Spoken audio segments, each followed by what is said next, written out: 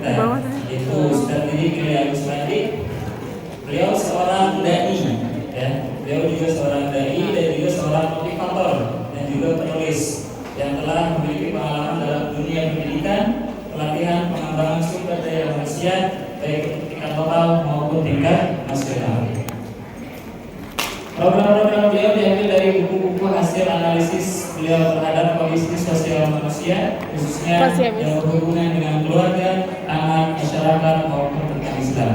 Di antara buku bestseller beliau, Pendidikan Anak Berdasarkan Para Nabi dan Istrinya, yang sudah didakwakan kepada peserta baik online maupun offline. Ini beliau mengembangkan sistem pembelajaran online yang sudah memiliki alumni ribuan dan member website. Terakhir, beliau mulai membangun pembinaan untuk berbagai kalangan di Indonesia lewat kajian-kajiannya dengan program Safari Dakwah Islam Therapy. Oke, langsung saja tanpa kebanyakan kita hadirkan Ustaz Didik dari Al-Islamic pada beliau silakan.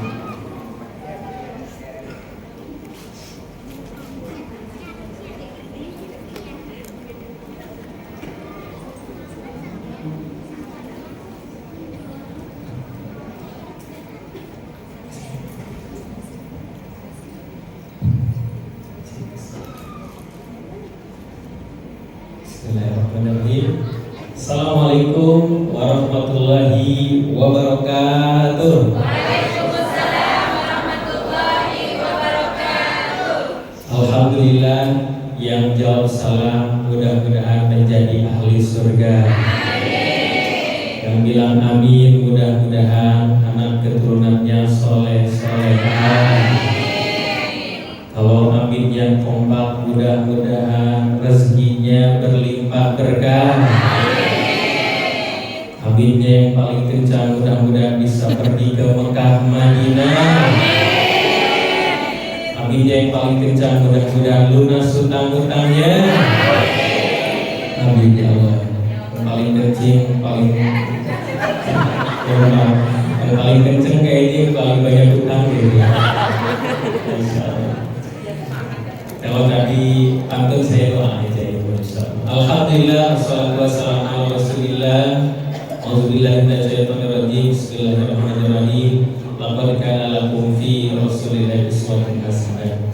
Segala puji bagi Allah, salawat dan salam kepada Nabi kita Nabi Muhammad sallallahu alaihi wasallam.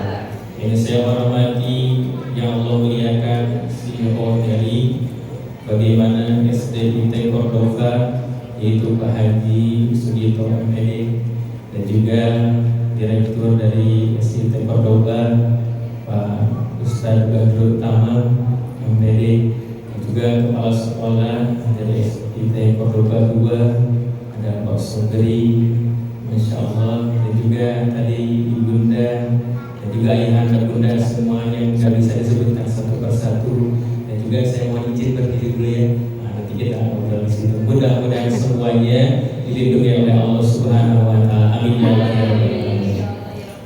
Bagaimana kabarnya ayah bunda semuanya di pagi hari ini? Alhamdulillah. Masya Allah, terdengar alhamdulillah. Kita coba lihat wajahnya, tapi kok wajahnya seperti innalillah ya. Kenapa? Katanya ada di luar sana yang sharing baik ayahnya atau ibundanya, ternyata dalam mengurus anak itu tidak mudah. Dia capek, dia lelah, bahkan mungkin ada yang sampai berputus asa. Terlebih lagi ternyata ada seorang ibu yang di rumahnya ternyata suaminya pergi dan dia mengurus anak di rumah sehingga dia capek dan lelah. Betul Bu? Nah di sini ada ibu-ibunya, betul Bu? Nah, betul katanya Pak, sama kata ibunya gitu. Dan juga ternyata sampai akhirnya apa? Dia tutupi wajahnya supaya tidak terlihat sedih dengan make upnya, dengan lipstiknya, bahkan mungkin dengan pakaiannya agar terlihat baik-baik saja. Padahal mungkin boleh jadi hatinya sedang sedih atau mungkin boleh jadi sedang ragu dan berputus asa. Maka di pagi hari ini ketika saya tanya kabarnya, maka tidak cukup dengan lisannya saja, tapi pakai gerakan. Gimana gerakannya? Nah, coba perhatikan, nanti bisa diikuti ya. Gerakannya adalah alhamdulillah, angkat kedua tangannya. Luar biasa. Allahu Akbar. Yes, yes, yes. Nah, bisa kira-kira? Nah, dicoba dulu ya Pak ya. Alhamdulillah di sini juga bapak-bapak ada hadir ya. Bagaimana kabarnya di pagi hari ini? Luar biasa. Allahu Akbar. Yes, yes, yes. Masya Allah. Kalau dilihat-lihat masih ada yang malu-malu melakukannya. Samping kanan, samping kiri, kira-kira melakukan apa tidak gitu. Nah kalau ternyata ada yang seperti itu sebenarnya bukan permainan, tapi ini ada tes psikologi bahwa ternyata kita punya otak kanan. Fungsinya buat apa? Menggerakkan gerakan tubuh, bisa berimajinasi. Makanya anak kita apalagi usianya di bawah 7 tahun, dia nggak pernah capek, dia lari-lari, dia pas mungkin capeknya pas lagi tidur saja, betul? Karena apa? Imajinasinya, gerakannya itu lagi belajar sebenarnya. Dan juga ternyata ada juga otak kiri. Otak kiri ini berfungsi untuk apa? Untuk kita logika, berhitung, bahkan mungkin kita berbicara. Makanya ibu-ibu pintar otak kirinya. Apa katanya? Menghitung gaji suaminya. Betul Bu ya. Akhirnya apa? Kalau tadi ditanya, ternyata ada yang cuma melakukannya dengan lisannya saja, tapi nggak mau dengan gerakan tubuhnya. Alhamdulillah, luar biasa. Allahu Akbar. Yes, yes. Hati-hati, itu ada gangguan kecerdasan otak kanannya. Sampai dia apa? Di rumahnya nggak mau menggerakkan gerakan tubuh. Sampai pengennya tiduran terus, nonton TV, sampai mau mindahin itu TV juga pakai kaki bukan pakai tangan lagi. Subhanallah. Akhirnya apa? Kalau tadi ternyata dia pakai gerakan tapi nggak ada suaranya. Kemana suaranya gitu? Belum sampai. Kalau ternyata seperti itu hati-hati, ada gangguan kecerdasan otak kirinya. Lalu kalau misalkan ada di sini, udah mulailah tausiah ceramahnya atau mulai kajian parentingnya, ada ternyata dalam hati, dalam pikiran ada hal nggak suka, ada misalkan kesel, ada rasa sedih, ada rasa kecewa, bahkan marah. Itu mah bukan gangguan otak kanan otak kiri, tapi gangguan jiwa. Apa katanya? Gangguan jiwa bukan orang yang di luar sana gak pakai baju atau mungkin gak pernah mandi, bukan, tapi yang jiwanya sedang terganggu. Hatinya ada rasa kesel, hatinya ada sedih, putus asa, bahkan mungkin marah. Nah kalau misalkan jujur, karena kita akan sharing, kira-kira seminggu yang lalu, sebulan yang lalu, pernah kesel tidak? Pernah kecewa tidak? Pernah sedih tidak? Pernah marah tidak? Berarti pernah mengalami gangguan. Sehingga apa? Ternyata mungkin boleh jadi kenapa gangguan jiwanya, karena ternyata suaminya pulang kerja akhirnya dimarah-marahi sama istrinya. Ketika itu apa yang terjadi? Suaminya curhat, "Pak Ustaz, saya ternyata punya rasa sakit." Kenapa rasa sakit? Karena ternyata diperiksa sama dokter, gak ketahuan sakitnya apa, tapi saya punya rasa sakit. Coba atuh Pak di ronsen lihat untuk hasilnya. Ketika di ronsen ternyata ada gambar istrinya lagi melotot. Kenapa? Karena ternyata dia dimarahi. Akhirnya suaminya pergi lagi dari rumah. Ada ternyata sampai mungkin seperti itu. Makanya kita pastikan bahwa di sini kita sehat lahir batinnya. Siap kira-kira? Nah, siap kira-kira? Nah, coba ya. Bagaimana kabarnya di pagi hari ini? Luar biasa. Allahu Akbar. Yes, yes, yes. Takbir. Takbir. Takbir. Itu baru kelihatan semangatnya ya. Nah, itu yang ngantuk juga tiba-tiba jadi kebangun gitu. Baik, lalu berikutnya, ternyata kita perlu yang namanya sehat. Bahkan mungkin boleh jadi bukan hanya sehat lahirnya, dan juga sehat batinnya pun sangat perlu. Makanya tadi ada SPP, bahkan ternyata supaya ceria, supaya bisa tersenyum. Di luar sana karena saking capeknya ngurus anak, atau mungkin seorang ayah karena dia mungkin mencari nafkahnya, dia capek sampai tersenyum pun sulit. Maka di sini saya ada terapi sedikit. Kira-kira mau tidak diterapi supaya sehat? Mau? Bahkan insya Allah terapinya bakal bernilai pahala. Nah, kira-kira mau? Bahkan pahalanya kalau kita coba nominalkan menjadi segimana? 100 juta. Kira-kira ayah bunda pernah sedekah 100 juta belum? Ternyata menurut guru-guru kita sedekah itu bukan hanya tentang mungkin uang, tapi bisa dengan doa dan kebaikan. Nah, gimana caranya? Dan di sini juga hadir mungkin ada yang bersama suami istri, bisa duduk berdampingan atau mungkin boleh jadi dengan sahabat teman-temannya. Nah, gimana caranya? Nah, mohon izin karena tadi mau sehat lahir batinnya. Nah, maka semuanya angkat kedua tangannya dulu. Tempelkan di pundak yang ada samping kanannya saja. Berarti kita ngadap ke kanan, tempelkan di pundak yang ada di samping kanan. Kalau duduknya berdampingan bersama suami istri, berarti lebih hebat lagi ya. Ada ngadap kanan dulu.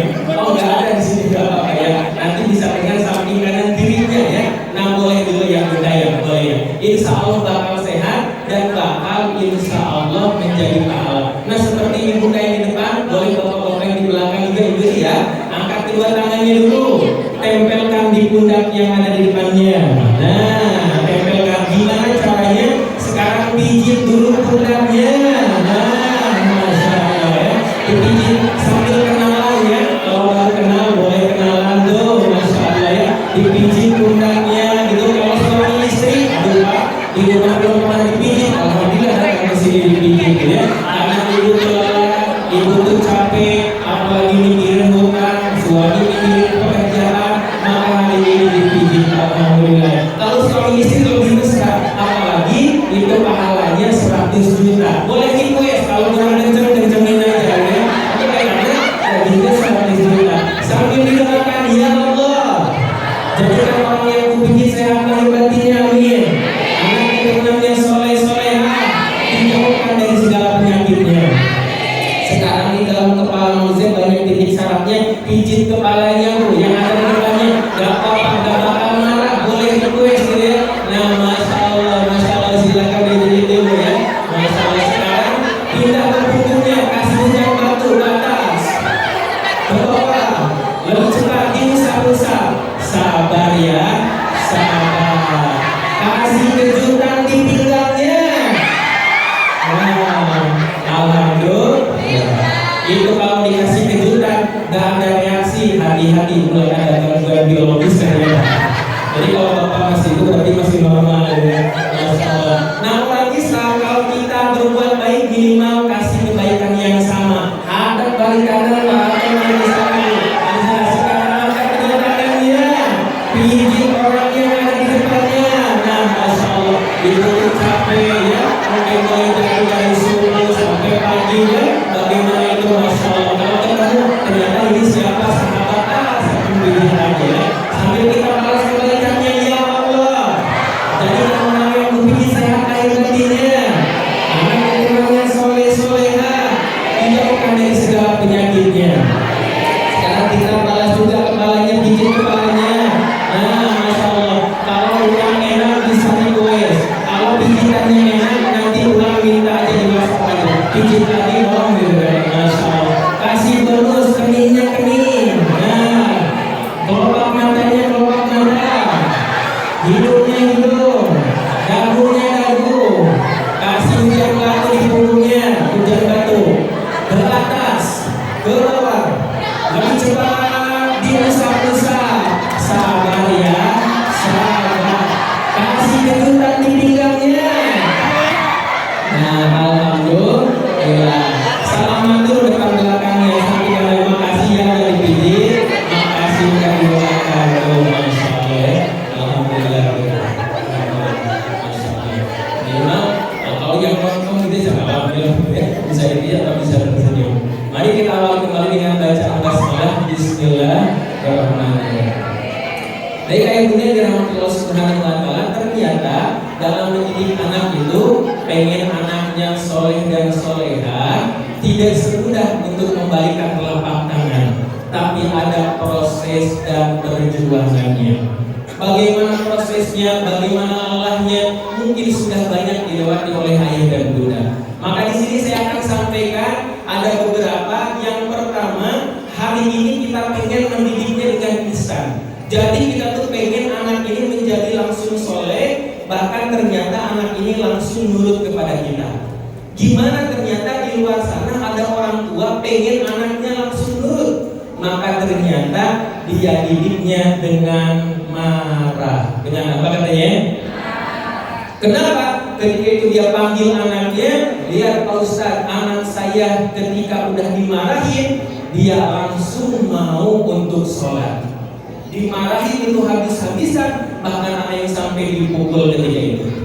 Ternyata memang anaknya jadi nurut. Tapi ada orang tua yang kedua, ternyata dididik juga anaknya supaya bisa sholat, tapi ternyata tidak dengan marah. Dan anaknya pun ternyata dia pun mau untuk sholat. Kira-kira yang paling baik orang tua yang pertama, dia didik anaknya dengan marah, dia nurut. Tapi orang yang kedua, dia didik tanpa marah dan dia juga nurut. Kira-kira bagus yang pertama apa yang kedua? Dan ternyata ketika dia didik dengan marah, akhirnya di belakang anaknya berkata, aku tidak akan mau dekat dengan ayahku, aku tidak akan mau dekat dengan ibuku. Karena apa? Dia sakit hati dengan dimarahinya. Lalu misalkan berkata, saya juga dulu dimarahi ketika itu, bahkan mungkin dipukul, bahkan saya pernah ditendang. Oke, kita lihat ternyata di masa lalu, ketika dulu bagaimana kita didiknya dengan marah, mungkin dengan bentakan, bahkan oleh orang tuanya dipukul. Ketika itu kita takut apa melawan. Zaman dulu Pak, bapak dimarahi sama gurunya, bapak dimarahi sama orang tuanya, kira-kira takut apa melawan? Takut. Nah, anak zaman sekarang atau anak kita, ketika kita marahin, anak itu takut apa melawan?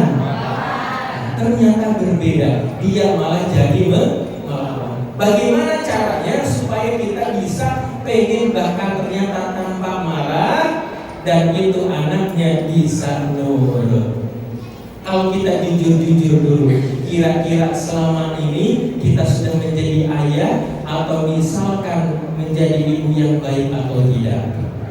Sehingga apa? Sehingga ketika itu ditanyakan, apa? Misalkan ayah besok lusa meninggal dunia, ditanyalah istrinya, kira-kira istrinya sedih apa senang Pak ketika suaminya meninggal? Kalau misalkan ibu yang meninggal dunia, ibu meninggal dunia Pak, kira-kira besok lusa meninggal dunia lah, bapak ini sedih apa senang?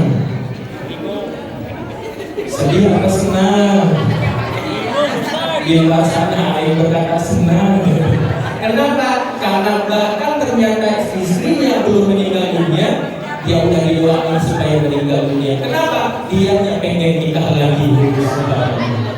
Apa yang terjadi? Karena biasanya berkaitan dengan akhlak kita, dengan akhlak ayahnya, dengan akhlak bundanya, yang sehingga ketika meninggal dunia ternyata suaminya, istrinya berkata, nah kalau kamu besar seperti ayah ya, ayah ini yang bertanggung jawab, ayah ini yang baik, ayah ini yang lemah lembut.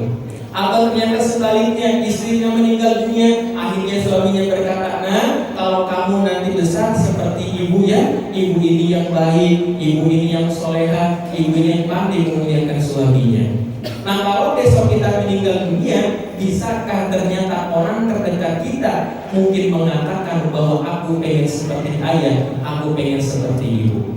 Maka ini prosesnya sangat panjang. Cuma kita pengen instan saja supaya anak ini nurut, supaya anak ini soleh, maka dimarahinlah itu anaknya. Dan tuh lihat katanya nurut. Mungkin hari itu nurut, tapi besok lusa dia kesel kepada kita, bahkan gak mau dekat dengan kita.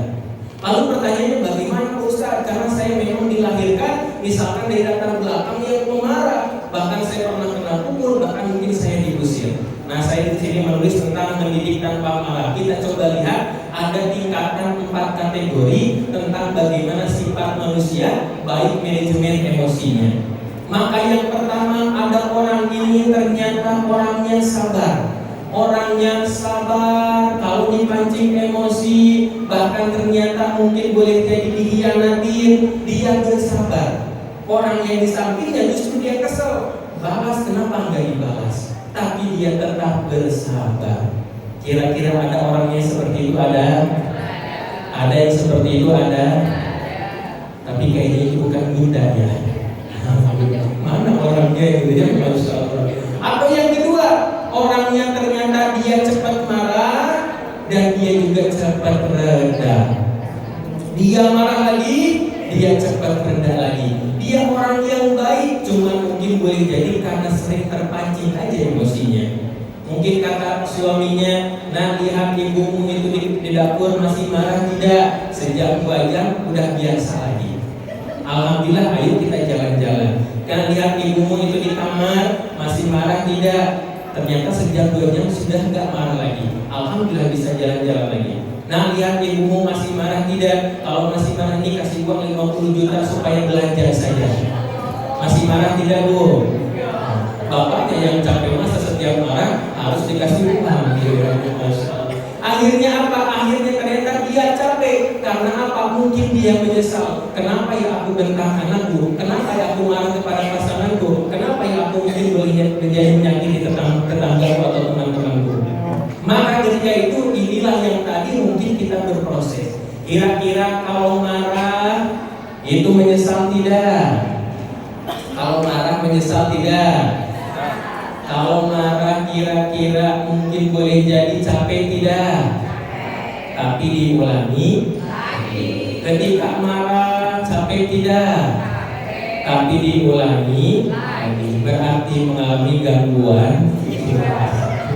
Akhirnya ternyata capek. Oh ya udah gimana dong? Karena mungkin boleh jadi ada yang nggak bisa tidur karena saking keselnya kepada pasangan atau kepada anaknya.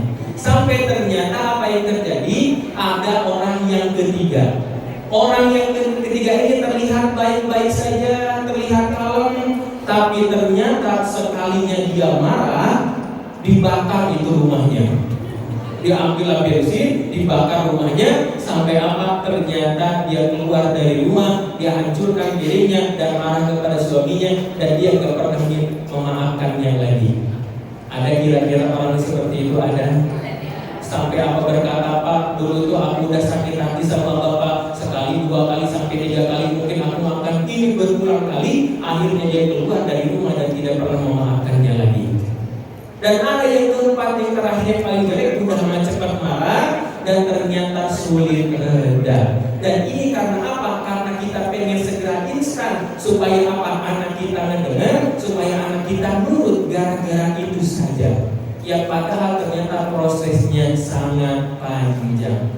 Nah kalau kita lihat kepada diri kita, kira-kira kita ini yang pertama orang yang sabar, yang kedua cepat marah tapi saya itu udah minta maaf lagi, yang ketiga kayaknya nggak bisa dimaafkan kalau misalkan sampai seperti ini, atau yang keempat yang mungkin boleh jadi cepat marah dan sulit reda. Kira-kira yang pertama, kedua, ketiga, apa keempat? Mungkin boleh jadi kadang-kadang saya itu kalau lagi bagus, alhamdulillah jadi yang pertama. Cuma kalau lagi kedatangan itu jadi yang keempat. Akhirnya apa? Akhirnya ternyata kalau kita lihat dari baginda Nabi Muhammad Sallallahu Alaihi Wasallam, bukan yang pertama lagi, tapi yang paling utama. Kenapa? Karena kalau kita lihat bagaimana sejarahnya, kalau lihat bagaimana akhlaknya, kepribadiannya, ternyata hebat. Bukan yang pertama, tapi yang paling utama. Kalau kita akan berjuangnya pengen baiknya kepada anak kita, pengen baiknya kepada pasangan kita, pengen baiknya kepada orang di sekitar kita. Kalau Rasulullah sampai kepada orang yang menyakitinya pun, yang menzoliminya pun, itu masih bisa berbuat baik. Kalau kita mungkin boleh jadi berjuangnya, gimana bisa mungkin memuliakan istri, bagaimana mungkin bisa sabar menghadapi anak, bagaimana bisa sabar mendidiknya, itu kita baru level itu saja. Kalau Rasulullah bukan hanya tentang mungkin istrinya, sahabatnya, bagaimana saudara-saudaranya, sampai orang yang membencinya sekalipun tetap berbuat baik. Bagaimana ketika itu ada kisahnya yang mungkin kita pernah dengar. Ketika itu Rasulullah berangkat ke masjid, tiba-tiba di jalan ada yang meludahin. Kalau bapak berangkat ke masjid, itu di jalan diludahin sama orang, kira-kira mau diapain pak orangnya pak? Atau ibu-ibu mau berangkat ke majelis taklim, mau berangkat ke sekolah, di jalan tiba-tiba ada yang meludahin, mau diapain bu kira-kira orangnya bu? Sama gitu kan ya. Tapi alhamdulillah untung aja udah bagaimana diajarin tentang mendidik tanpa marah, diajarin dengar tausiah, kayaknya ada stop di kesabaran. Biarin aja lah kayaknya dia mau buat untuk orang gila itu. Dibiarin lah sekali. Ternyata besok lewat di tempat yang sama bapak, ibu lewat di tempat yang sama, dimudahin lagi 2 kali pak. Kira-kira diapain kedua kalinya? Kedua kalinya mau diapain kira-kira? Kayaknya kedua kali sudahlah, mungkin boleh jadi biarin lagi aja lah. Nanti juga kena batunya. Sampai ternyata ketiga kalinya, 3 kali di tempat yang sama. Kira-kira bapak ke masjid, ketiga kalinya mau diapain pak kira-kira orangnya pak? Mau diapain kira-kira bu? Ayo ibu-ibu kita kumpulin, ayo kita balas aja di orang yang seperti itu ya. Akhirnya ternyata apa? Akhirnya ketiga kali bahkan seterusnya, ketika itu Rasulullah melihat orang yang meludahin udah gak ada lagi. Ditanya kemana ini yang biasa meludahin, bahwa ketika itu adalah sudah sakit, bahkan itu kondisinya sangat parah. Kalau hari ini ternyata ada yang menzolimi kita, nyakitin kita, bahkan mungkin boleh jadi memfitnah kita, tiba-tiba itu dikabarkan bahwa orangnya sedang sakit. Bagaimana ekspresi kita? Alhamdulillah. Ternyata kita kesyukurin, bahkan lebih cepat aja lah keluar dari dunia ini, gitu kan ya? Berarti cepat meninggal. Akhirnya ketika itu ternyata Rasulullah tidak pulang ke rumahnya, diketuk pintu istrinya ketika itu Aisyah. Wahai Aisyah, di rumah ada apa? Memang mau kemana? Aku mau nengok orang yang sakit, coba berikan aku oleh-oleh. Siapa yang sakitnya? Itu yang biasa meludahi ketika itu. Kebayang kalau misalkan ibu punya suami, suaminya dizolimin, suaminya disakitin, biasanya yang lebih sakit hati istrinya, betul? Akhirnya ternyata dia meminta makanan, mau ditengok, kira-kira dikasih gak bu itu bagaimana makanannya? Gak mau dikasih gitu kan ya. Akhirnya sama ibu alhamdulillah dikasih aja, tapi ini udah dicampuri dengan racun ya, sama aja gitu kan. Akhirnya apa tidak? Ketika Rasulullah bawa makanan, diketuklah pintunya, siapa? Aku Muhammad. Ketakutan karena apa? Karena sahabat-sahabatnya belum pernah ada yang nengok. Ternyata ini yang dizolimi selama ini udah datang duluan. Bahkan nanyakan kabarnya, bagaimana kabarnya, ini makanannya. Maka ternyata di situ wahai saksikan bahwa Muhammad ternyata tidak Tuhan selain Allah dan engkau adalah utusan Allah. Begitu mulia akhlakmu. Maka hebat dengan akhlaknya bagi Nabi kita Muhammad Sallallahu Alaihi Wasallam, mampu ternyata orang terinspirasi. Bahkan kita jauh di sini bagaimana mendengar kisahnya sangat luar biasa. Nah hari ini kalau kita sebagai seorang ayah, sebagai seorang ibu, sudahkah menjadi inspirasi bagi anak dan keturunan kita? Atau kita pengen instan saja, ya sudah aku marahin, ya sudah aku sakitin, besoknya minta maaf lagi, besoknya mungkin menyesal lagi, bahkan menjadi waktu yang berikutnya ternyata anak kita ini menjadikan kesal kepada kita, gak mau dekat dengan kita, bahkan mungkin membenci kita di usia nanti. Karena apa? Sakit hati oleh ayahnya, sakit hati oleh bundanya. Maka insya Allah siapa pulang daripada seminar parenting ini yang tidak akan marah-marah lagi, angkat tangannya dan katakan saya. 1, 2, 3, alhamdulillah. Masya Allah, alhamdulillah ya. Tapi kayaknya ada yang masih berat-berat. Kayaknya suami saya agak melihat dari kayaknya masih berat-berat. Boleh di next ya slide-nya. Masya Allah. Tapi ternyata bersabar. Maka untuk ini coba kita akan latihan dan mungkin boleh jadi ini masih tadi butuh perjuangan. Coba sekarang angkat tangan kanannya lagi, tempelkan di pundak yang ada samping kanannya. Nah sambil tepuk-tepuk bo. Keluarkan suaranya pa. Mana suaranya bo. Pa. Yang sabar ya, yang ikhlas ya. Jangan marah-marah. Kalau marah-marah nanti cepat tua.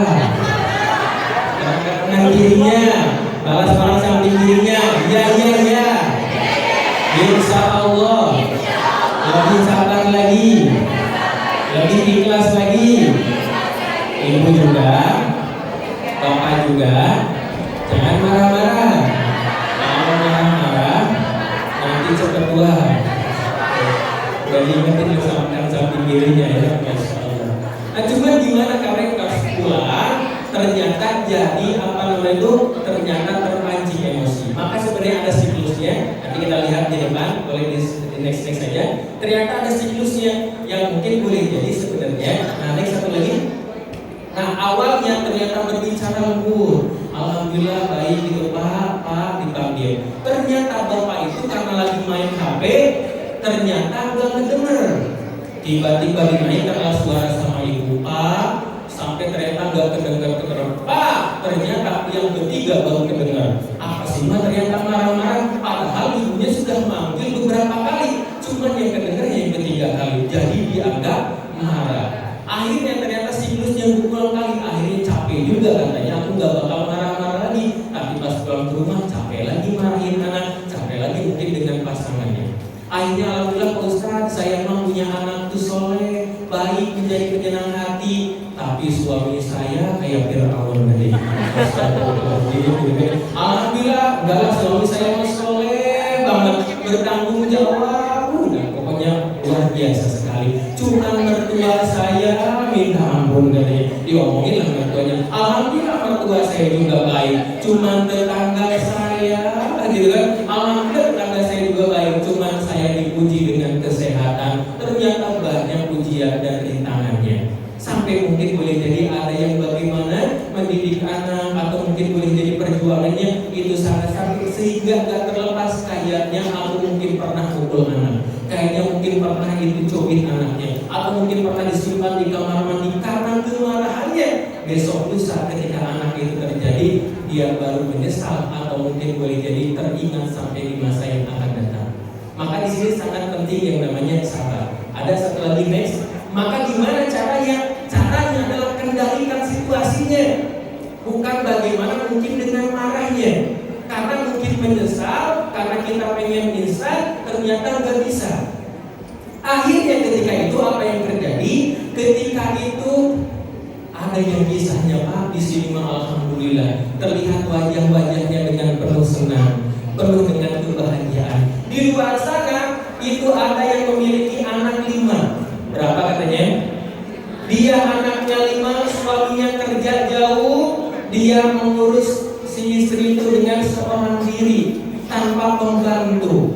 Bukan karena dia ideal nggak mau pengen membantu, tapi dia nggak mampu untuk gaji pembantu. Sehingga 5 anaknya dia urus sama bagaimana seorang ibu. Dia ada yang 5 tahun, ada yang 4 tahun, ada yang 3 tahun, 2 tahun sampai dia 8 bulan. Kalau kata orang Sunda, orang Bandung mah tunji, setahun biji gitu.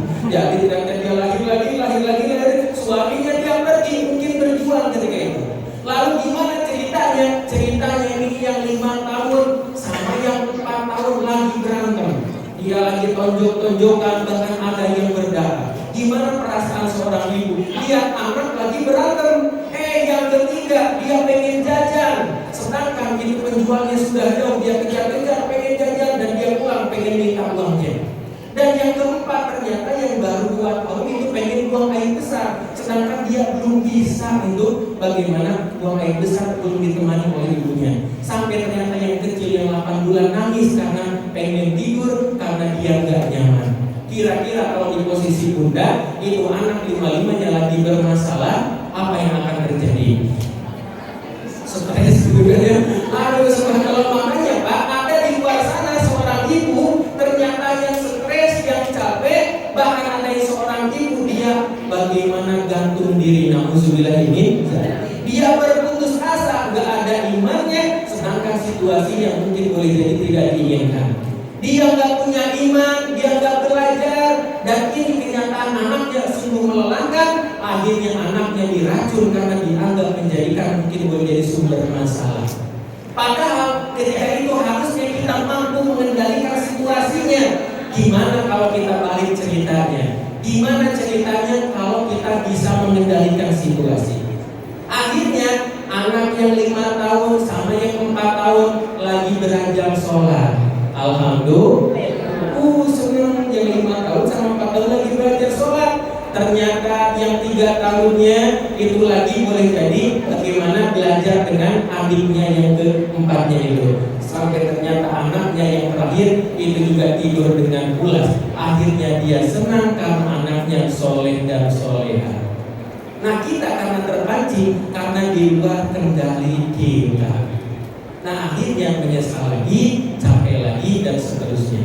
Nah tadi sebenarnya apa yang harus diajarkan dalam bagaimana proses mendidik anak ini? Saya sederhanakan tadi ada 3. Yang pertama akidahnya, yang kedua bagaimana cara ibadahnya, dan yang ketiga adalah akhlaknya. Dan ini menjadi kurikulum wajibnya.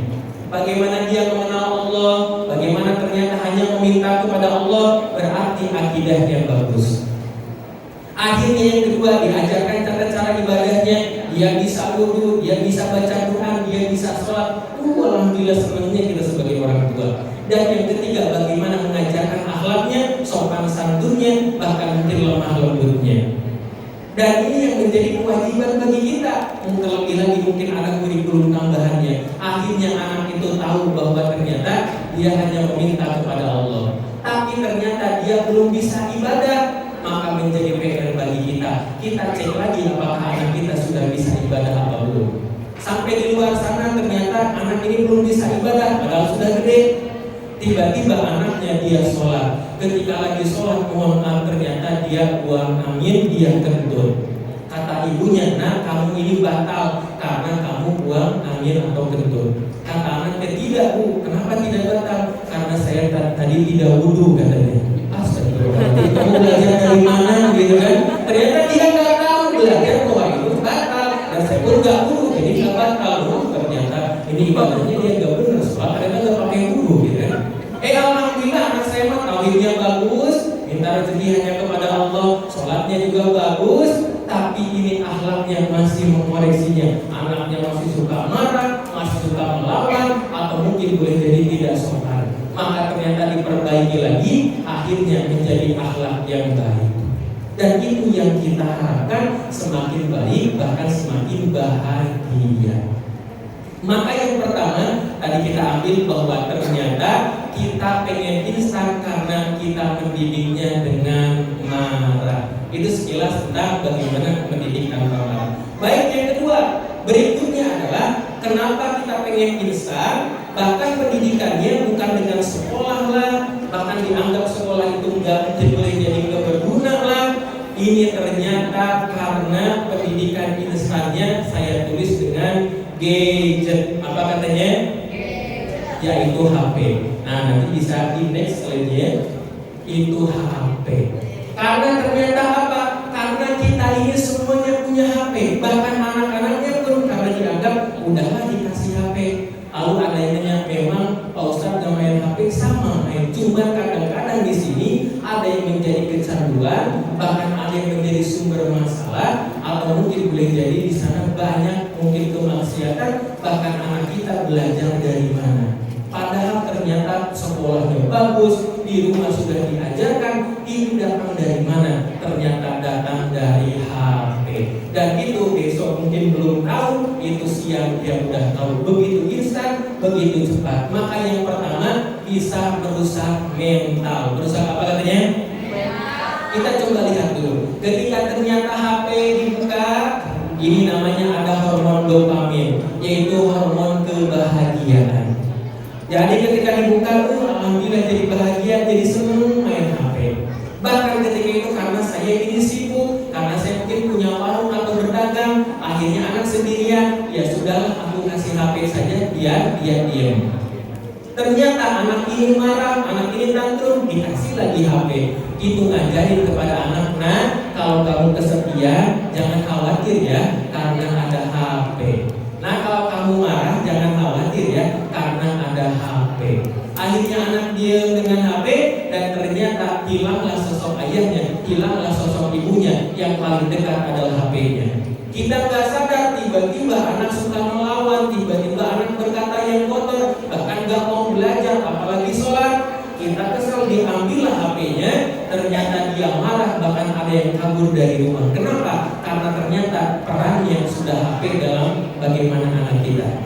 Sudah ada kecintaan dengan bagaimana. Maka mentalnya ketika itu ternyata apa? Otaknya jadi malas. Ketika dalam media sosial kan saya mah mungkin tontonannya baik, betul baik, tapi di sana supaya kita nggak bisa keluar.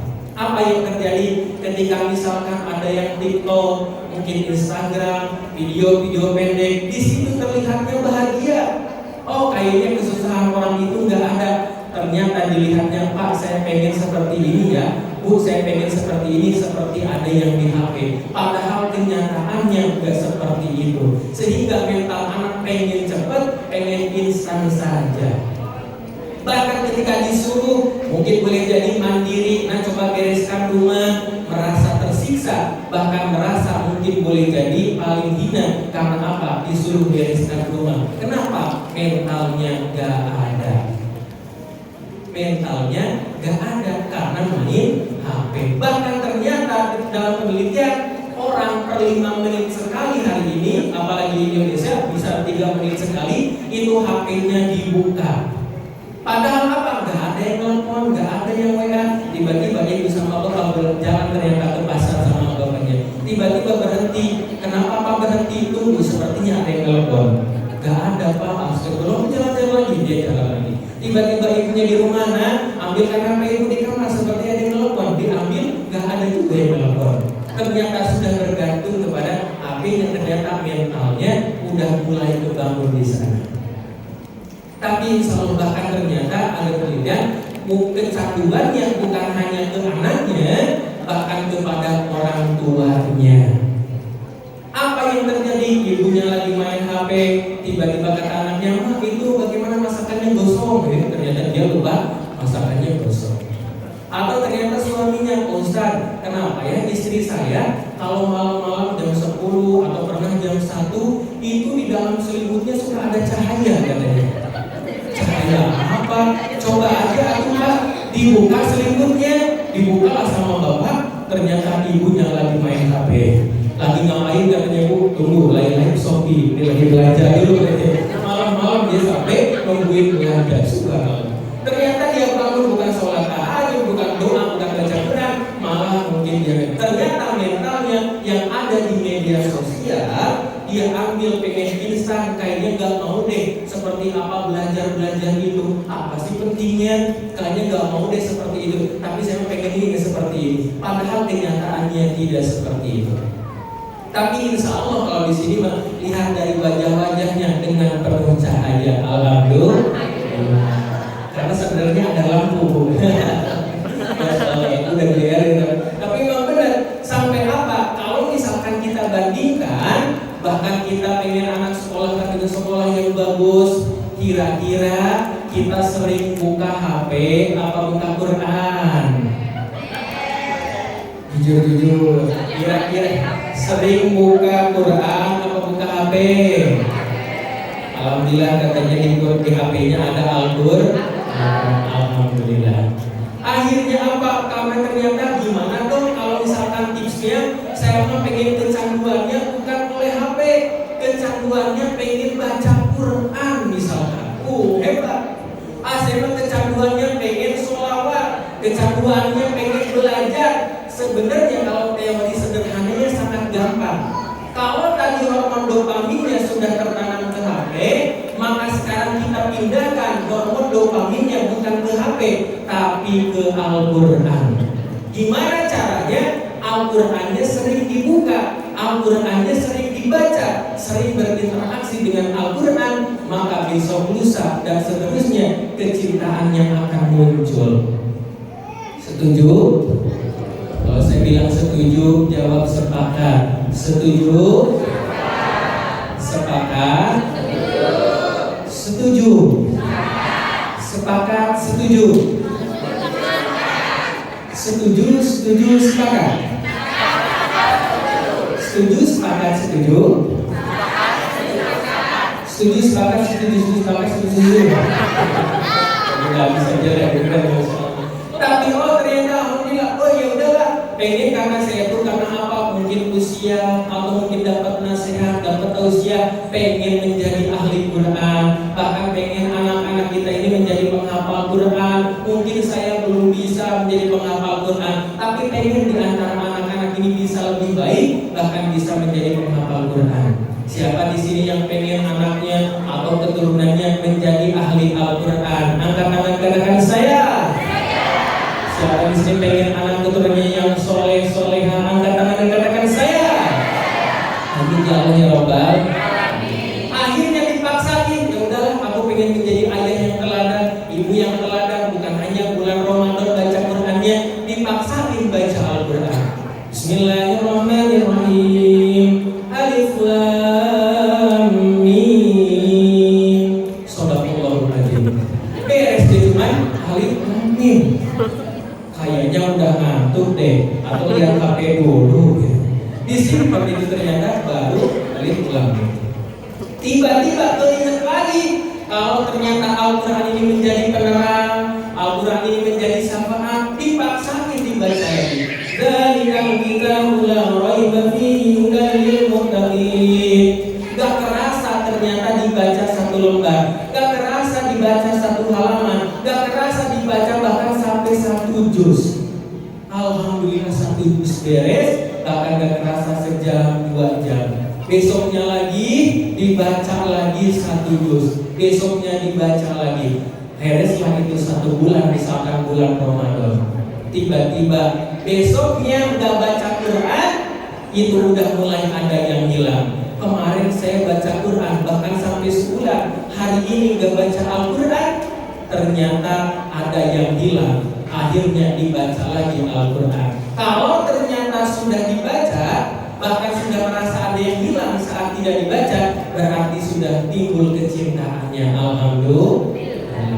Kalau di sini alhamdulillah, insyaallah para penghafal Al-Quran, amin. Ini mah kita murojaah saja. Kita murojaah yuk Pak Bu, siap kira-kira?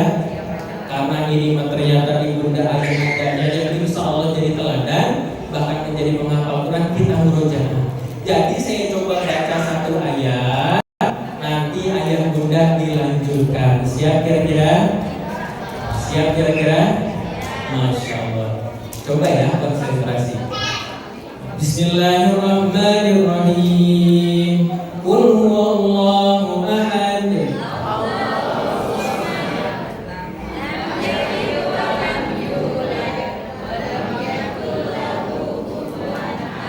Masya Allah, hebat, luar biasa yang bunda ya.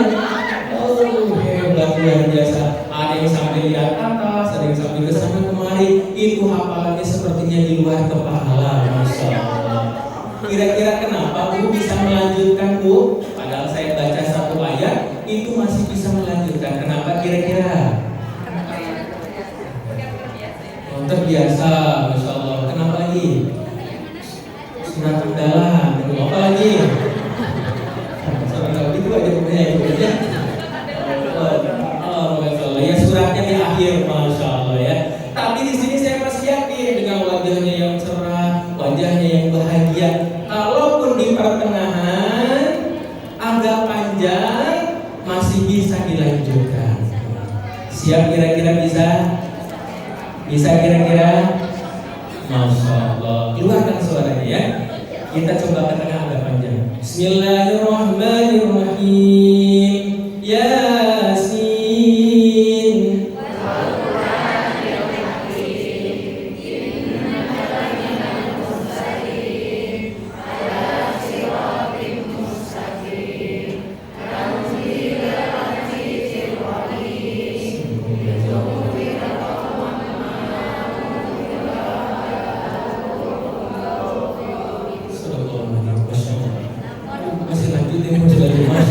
Itu kalau nggak digantiin kayaknya sampai akhir beres, Masya Allah. Padahal suratnya di tengah dan agak panjang, itu masih bisa melanjutkan, Masya Allah. Dites agak ujung bisa, tadi agak pertengahan agak panjang bisa, Masya Allah. Allah ini senang yang ganjil, maka yang ketiga ini menentukan lulus dan tidaknya.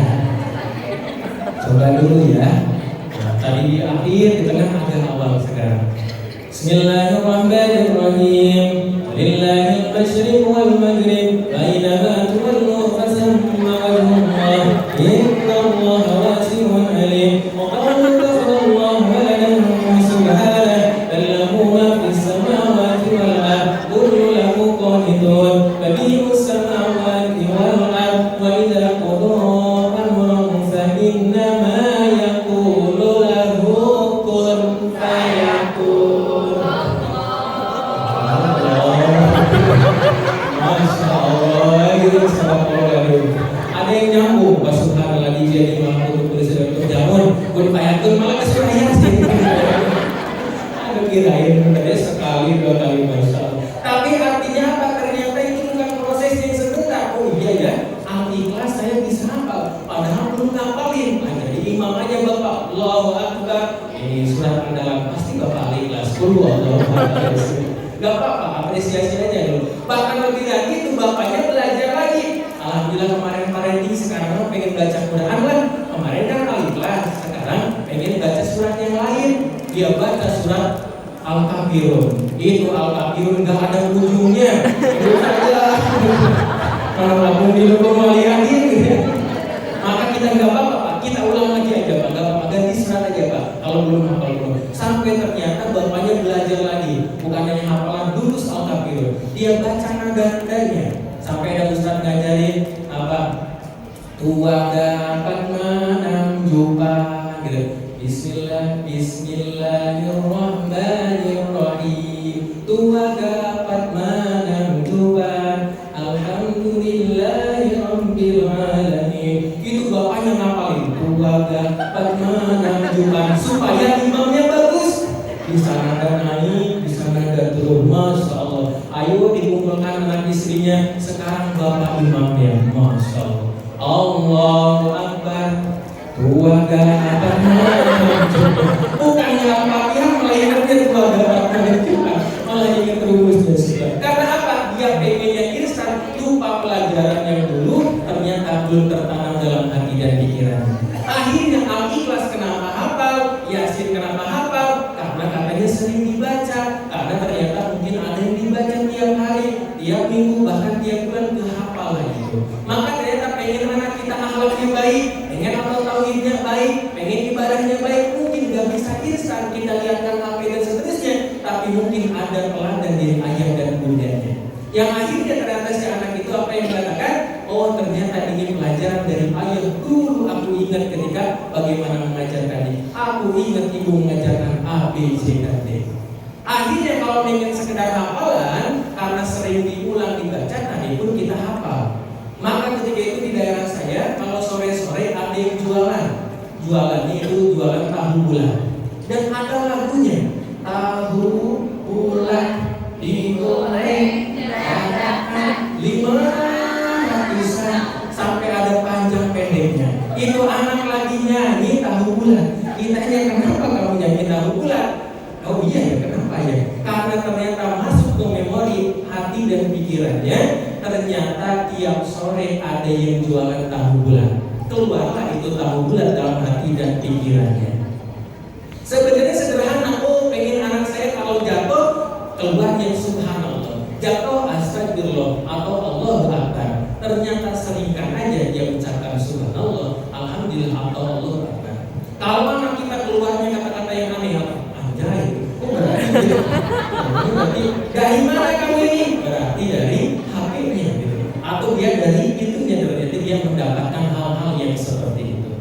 Yang akhirnya oh kita pengen dalam hatinya, pikirannya alhamdulillah kalau saya belum hafal 30 juz, ternyata alhamdulillah saya Yasin udah bisa ya, Al-Ikhlas udah bisa ya. Coba dites Al-Ikhlas sama Yasin bisa gitu. Ternyata nggak terasa seperti itu. Cuma ternyata karena kita di rumah semua ada, akhirnya terlupakan yang itu Al-Qur'annya, disimpanlah di rak dan seterusnya. Bahkan jauh mungkin pengen akhlaknya, pengen ngamalinya, pengen dakwahinya, bacanya aja udah jarang, bahkan mungkin kita nggak bisa bacanya. Kenapa? Karena ditinggalkan kita mungkin dengan gadgetnya, mentalnya, atau mungkin apa yang dilihatnya. Sehingga anak ketika itu lahir, orang tua kita zaman dulu digendonglah anaknya sambil selamatan, Kalau mungkin memasak sambil ngaji, anaknya lahir, orang tua jangan sekarang apa? Kata ternyata orang tuanya nangisnya bukan seperti itu, bukan tapi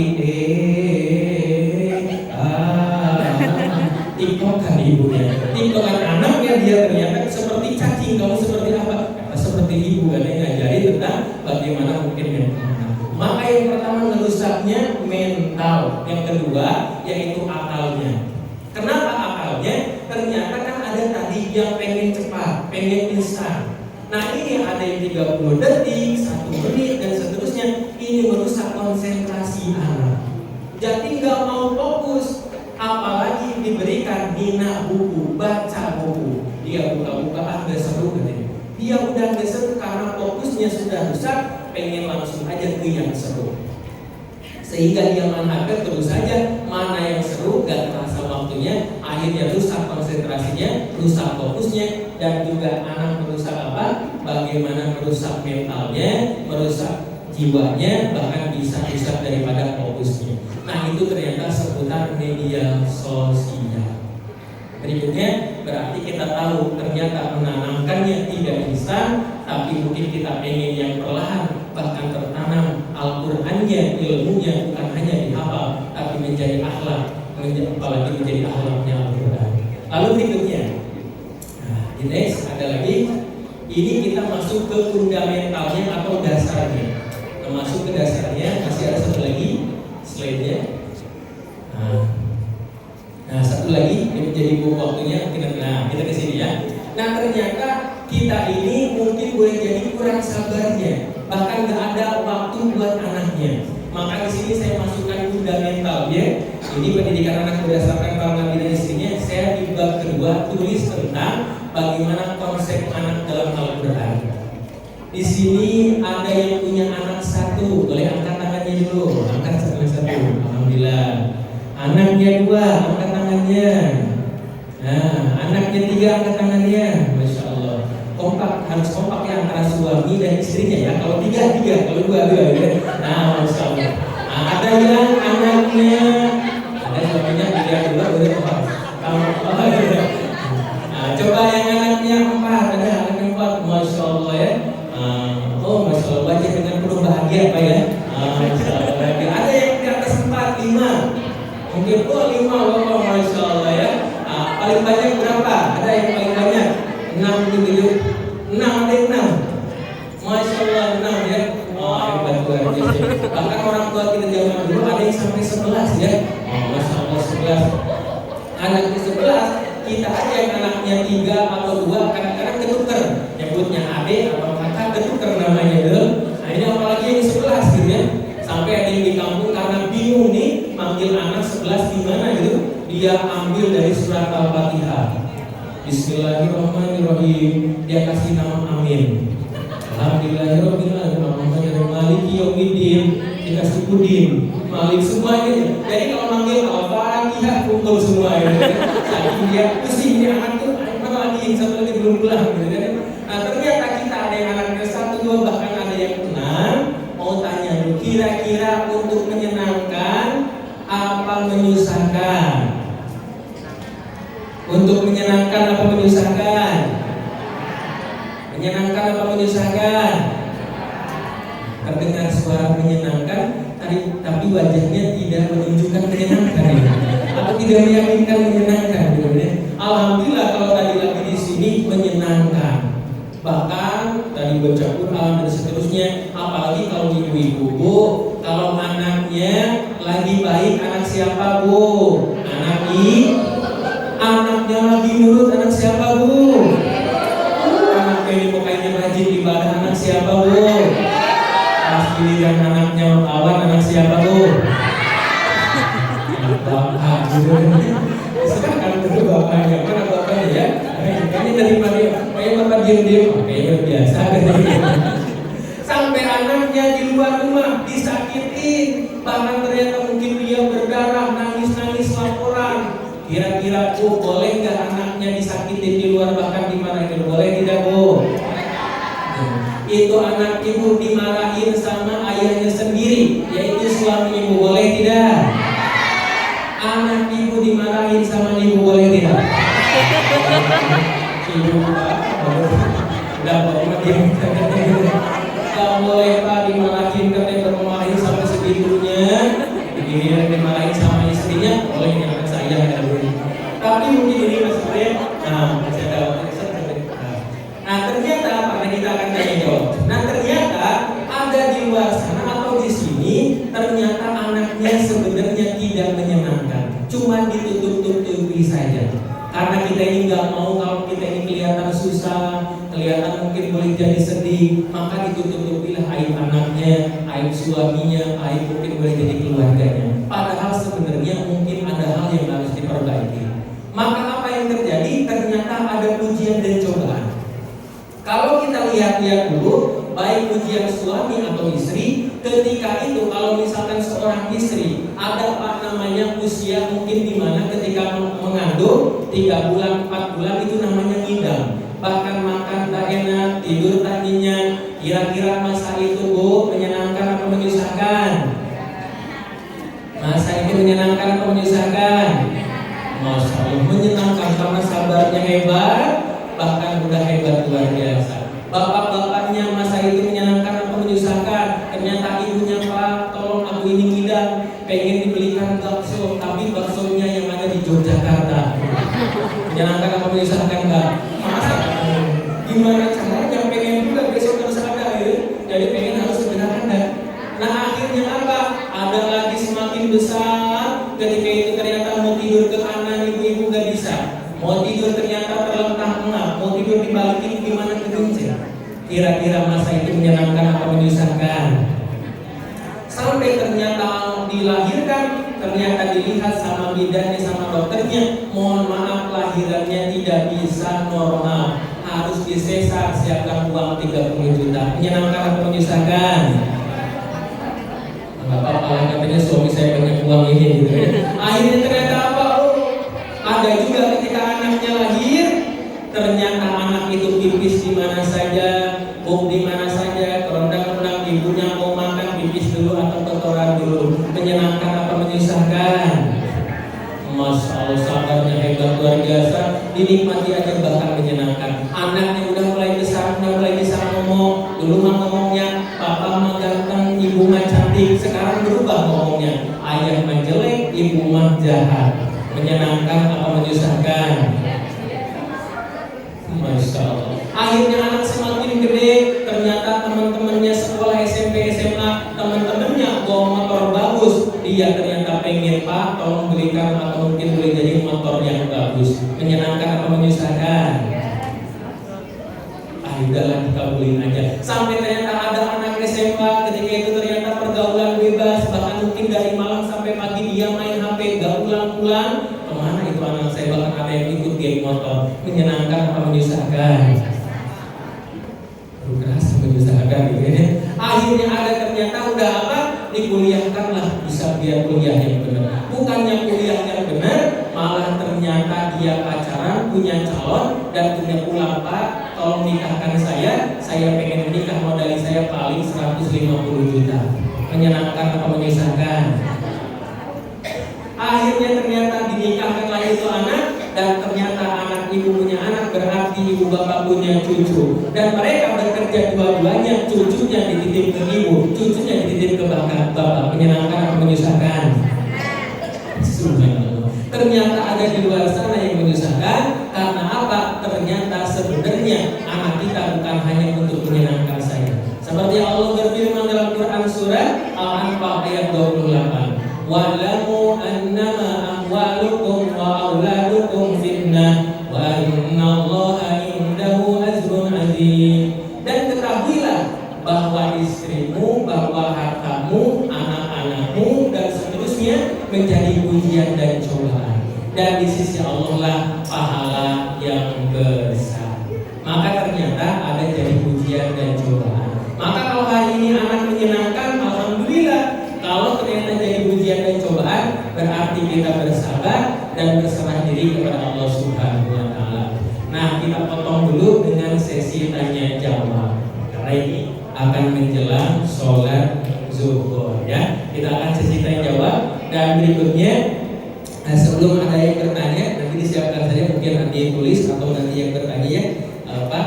Nah, di sini saya coba lihatkan tadi baru sekilas yang disampaikan. Nah, saya sampaikan di sini ada bukunya ya. Dan tadi mohon izin di luar ada bazar bukunya. Nah, di sini ada pendidikan anak berdasarkan para nabi dan istrinya, ada parenting ala nabi, mendidik tanpa marah, solusi kecanduan gadget dan panduan sholat. Nah, insya Allah ini buku-bukunya ayah bunda bisa dapatkan di luar sana. Insya Allah. Kalau ada yang mau bukunya, coba angkat tangannya yang mau bukunya. Kalau gratis angkat tangannya. Kayaknya nggak mungkin gitu ya kalau gratis gitu. Masya Allah. Nah, silakan kalau misalkan dalam pelatihannya, dalam seminarnya buku ini sampai ada yang beli itu jutaan, bahkan ada yang 1 juta dibeli Pak Ustadz. Itu berapa harga bukunya satu paket? Sebenarnya kenapa ternyata dinilaikan sejuta? Aku bukan nilai bukunya, aku bukan lihat kertasnya, tapi bagaimana mungkin boleh jadi aku bisa ajarkan kepada anak keturunanku, bahkan aku bisa menjadi lebih baik lagi. Ternyata dinilai dengan 1 juta.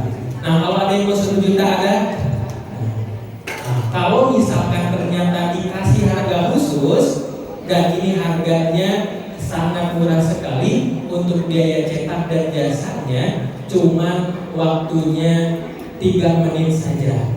Jadi ayah bunda bisa di luar, nanti ada yang tanya jawab, bisa nanti kesini lagi karena belum ditutup. Hanya 3 menit saja, nanti ada di luar. Harganya hanya 250.000 saja. Nah, cuman hanya 3 menit ya. Boleh langsung di sana, ada tim yang ada di luar. Nanti Al-Habib boleh langsung ke sana ya. 3 menit dari sekarang sambil tanya jawab. Nah, silakan, dan gak mau banyak ya, karena nanti saya juga ada di tempat yang lain. Nah, silakan ya, langsung ke belakang. Gak boleh ada beberapa orang.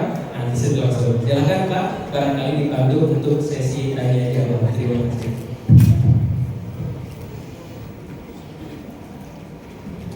Ya, terima kasih kepada Ustadz Diri atas pemaparan materi hari ini.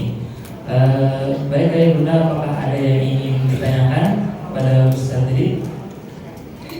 Mungkin kali ini kita membatasi yaitu 3 penanya. Boleh? Apakah ada? Boleh silakan.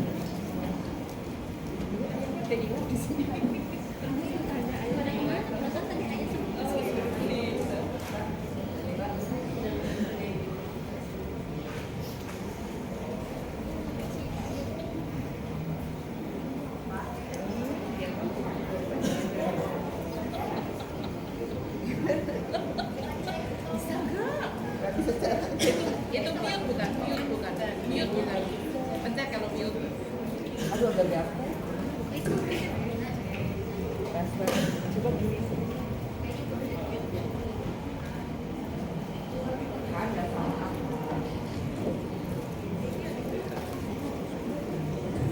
Tes. Assalamualaikum warahmatullahi wabarakatuh. Nama saya Mama Cibil. Anak saya, oh iya, nggak apa-apa, Mama Cibil aja. Anak saya di kelas 6 Madinah. Pak Ustadz, ada yang ingin saya tanyakan karena emang ini adalah unek-unek seorang emak-emak ya. Jadi saya tahu gadget itu bagus buat anak-anak karena saya lihat anak saya sendiri ada sih nilai positifnya. Tapi kayaknya kalau sekarang ini udah agak kebablasan. Jadi sebenarnya saya mau minta tolong sama mister yang ada di sini juga. Karena kalau orang tua tuh agak susah di orang tua ngasih tahu anak tuh kayaknya mereka kayak masuk kuping kiri keluar kuping kiri lagi gitu. Jadi nggak terlalu mau dengerin. Jadi kalau saya bilang sehari cuma boleh 3 jam gitu ya. Akhirnya saya batasin tuh Pak Ustadz. Pokoknya udah ada di program itu cuma sehari mereka bisa dia cuma bisa buka 3 jam. Cuman kayaknya nggak ikhlas juga kan dianya gitu ya. Jadi apakah ada cara gitu Pak Ustadz?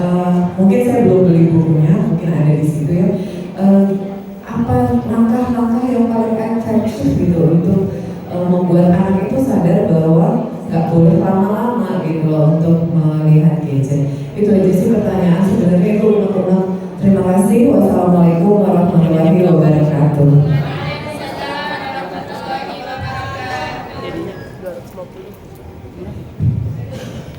Baik, Ustaz boleh silakan dijawab. Sambil nanti ada yang lain mungkin bertanya atau yang pertanyaan, Masya Allah luar biasa sekali pertanyaannya. Nah, saya coba tampilkan slide berikutnya, boleh di next ya. Nah, di situ ada beberapa, saya akan jawab di situ. Oke. Ini kalau tentang akhlak tidak bisa dulu, ini kayaknya udah setuju. Nanti kita udah lagi, kita next lagi berikutnya sampai ke tahap perkembangan anak. Nah, intinya dampak. Terus ini pengasuhan yang terakhir Bunda. Nah, terus, nah ini tadi kembali satu nama.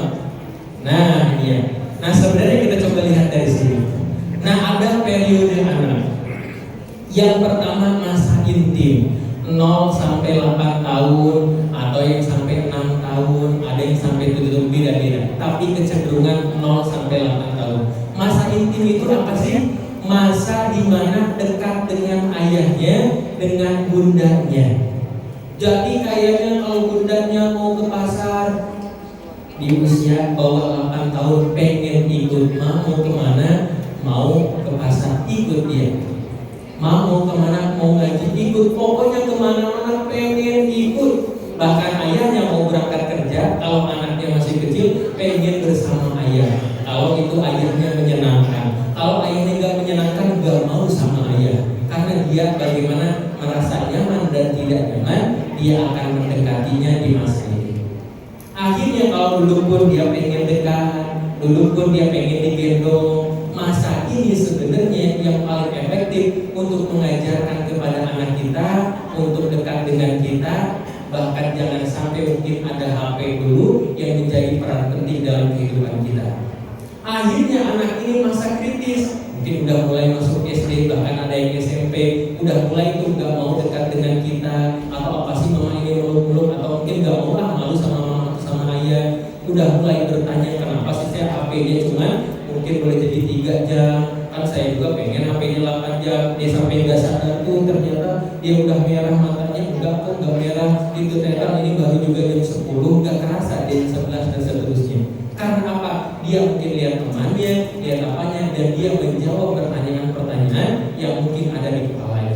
Lalu ternyata masuklah masa sibuk, mungkin di pesantren kan lah, atau mungkin SMA dan seterusnya. Kayaknya ketemu dengan kita sedikit sekali, sore ketemu, atau mungkin udah berangkat lagi. Besok juga baru ketemu sebentar, udah sekolah lagi. Kayaknya sibuk deh, kayaknya merindukan anak saya pas dulu bisa digendong, anak saya bisa dipegang, anak saya mungkin bisa bagaimana dirangkul. Kok sekarang udah nggak mau? Sampai akhirnya ternyata anak kita masa mandiri. Mungkin boleh jadi kamu kuliah, mungkin bapak atau ayah atau bunda cuma kasih separuhnya. Kamu sudah bisa bagaimana buat jajanmu atau bisa buat kuliahmu, bahkan nanti buat kau menikah, karena kau buat apa? Nanti buat anakmu, buat istrimu menjadi orang yang hebat dan sukses. Akhirnya ternyata ini perkembangan masanya. Dan sekarang perkembangannya mungkin menjadi dirusak dengan HP yang tadi. Jangankan masa intim dengan ayah bundanya, malah dengan HP-nya. Mungkin tadi kecemasannya gimana kalau dibatasinya gitu, banyak dramanya, banyak ini dan itunya. Nah sebenarnya sederhana, ketika ternyata pengen bagaimana anak itu enggak dengan HP, kalau zaman dulu adalah kita ajak alihkan kepada yang lain. Saat ini misalkan dia tahu nih jadwalnya apa, jadi kalau nggak ada jadwalnya, kita mau ngapain lagi, bingung lagi, bosan lagi, apa yang bosan, main HP lagi. Dan juga bahkan udah bosan main HP, terus saja sampai mungkin boleh jadi ada yang tertidur, bahkan mungkin boleh jadi ada yang nanti ujung-ujungnya kesel juga dan marah-marah. Jadi alihkan dengan kegiatan yang lain. Kalau zaman dulu ketika misalkan anak kita nangis, nah jangan nangis tuh, kita lihat bagaimana ada kereta, dibawa melihat kereta, tuh kita naik mobil atau jalan-jalan. Karena kita capek, masa misalkan harus ngantar naik kereta atau apa? Sebenarnya hal-hal yang sederhana saja. Sampai kalau nggak salah di daerah Kediri, ketika itu sama kekhawatiran seperti itu bunda. Sampai apa yang terjadi, si kakeknya melihat cucunya main HP terus, apa yang terjadi? Punya lahan kosong, dia jadikan sirkuit motor cross yang kecil. dibeli kakak motor cross.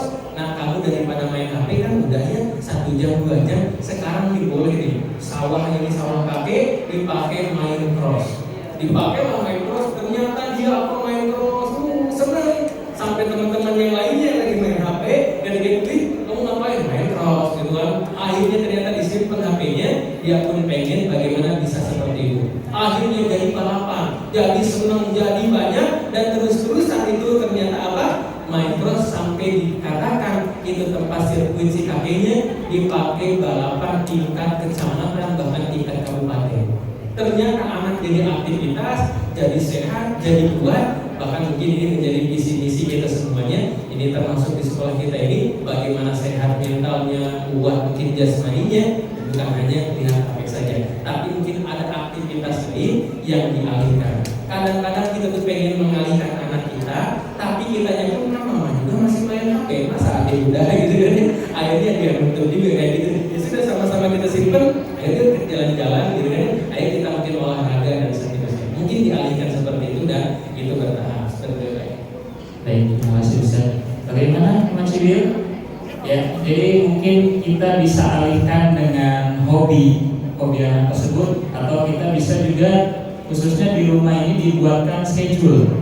Misalkan jam sekian itu jadwalnya apa, murojaah atau menghafal atau yang lain sebagainya. Mungkin supaya lebih terarah dan tidak bingung mau ngapain lagi ya. Seperti itu Mas Cibil. Ya, mudah-mudahan bisa puas. Mungkin ada yang lain? Bunda yang ingin bertanya, 2 orang lagi, silakan.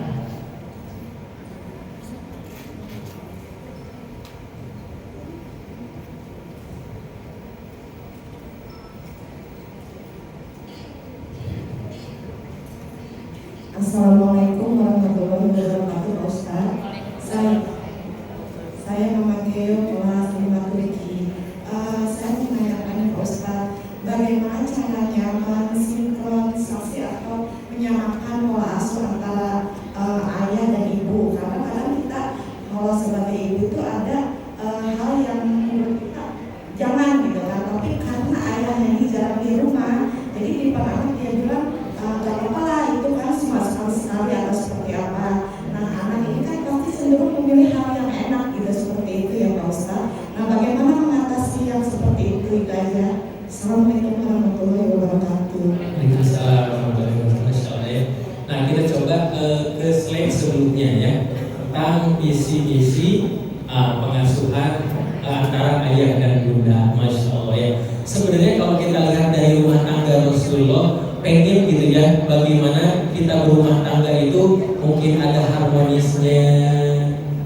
Kalau misalkan kita lihat kisah Rasulullah, manggil istrinya kan dengan pujian-pujian. Panggilnya apa? Ya Umairah, dengan apa? Wajah kemerah-merahan gitu kan ya. Nah ibu bapak juga, mungkin ibu juga boleh. Kalau panggilan sayangnya, ibu ke bapak, panggilan sayangnya manggil apa Bu? Bebek, ayam, apa gitu? Boleh. Misalkan aku saya kayaknya malu deh, udah 45 tahun 50 tahun masa panggil bebek gitu. Nah boleh sebenarnya, masa misalkan hanya masa itu saja. Bahkan disampaikan, mungkin boleh jadi visi pengasuhan ini. Kira-kira misalkan suamiku, bebekku, ayamku menikah dengan aku sudah bahagia apa belum? Jadi ditanyakan, kira-kira Bu kalau nanya ke ibu, suaminya udah bahagia belum nikah dengan ibu? Bu, ada ibu-ibu di sini? Kira-kira suaminya udah bahagia belum? Masya Allah. Kalau tanya bapak-bapaknya, Pak, kira-kira ada yang menikah udah 20 tahun, ada yang 15 tahun, anak saya sudah SD, kira-kira istrinya bahagia enggak Pak? Istrinya bahagia enggak Pak? Masya Allah. Kira-kira menyebut bahagia dan tidak itu pernah ditanya belum? Katanya bahagia, tapi belum pernah ditanya. Dari mana jawabannya? Jawab sendiri. Ya percaya diri aja lah Pak Ustaz. Karena apa? Hari ini udah 20 tahun menikah, masih masih bersama, berarti kan bahagia. Ternyata belum tentu. Menikah 20 tahun, 30 tahun lamanya, punya anak bahkan punya cucu, belum tentu bahagia. Kenapa masih bertahan? Karena punya anak. Kalau nggak punya anak, udah ditinggalkan Pak dari dulu, udah dikabur, udah diajak. Karena apa? Kasihan anak menjadi korbannya. Aduh kasihan misalkan anak jadi broken home dan seterusnya. Nah akhirnya apa? Sebenarnya idealnya tentu bundanya sama ayahnya satu visi dan misi. Itu idealnya. Tapi kalau misalkan kenyataannya gimana ya?